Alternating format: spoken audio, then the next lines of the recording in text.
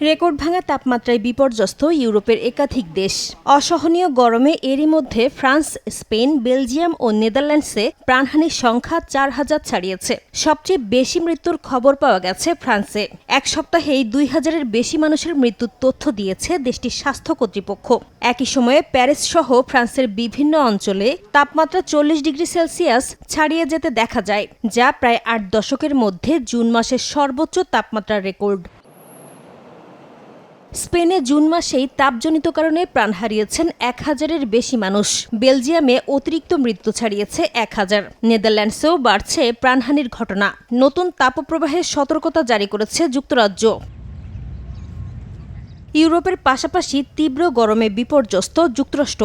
চলমান তাপপ্রবাহে দেশটির ২৫০তম স্বাধীনতা দিবসের উদযাপনে বড় ধরনের প্রভাব ফেলেছে। ওয়াশিংটনে গ্রেট আমেরিকান স্টেট ফেয়ার সাময়িকভাবে বন্ধ রাখার পাশাপাশি ফিলাডেলফিয়ায় বাতিল করা হয়েছে স্বাধীনতা দিবসের কুচকাওয়াজ। কয়েকটি অঙ্গরাজ্যে স্বাস্থ্য সতর্কতা জারি করেছে সংশ্লিষ্ট কর্তৃপক্ষ।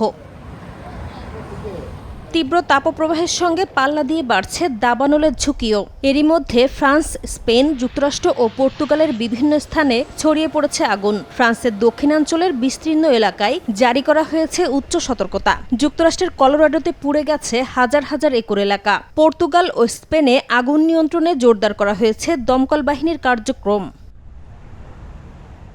এমন পরিস্থিতিতে প্রশান্ত মহাসাগরে শক্তিশালী এল নিনো দ্রুত গড়ে উঠছে উল্লেখ করে ২০২৭ সাল পর্যন্ত বৈশ্বিক তাপমাত্রা আরও বাড়তে পারে বলে সতর্ক করেছে বিশ্ব আবহাওয়া সংস্থা। এর প্রভাবে বিশ্বের বিভিন্ন অঞ্চলে তাপপ্রবাহ, খরা, ভারী বৃষ্টি ও অন্যান্য চরম আবহাওয়ার ঘটনা আরও ঘন ঘন ঘটবে বলে পূর্বাভাস দিয়েছে সংস্থাটি।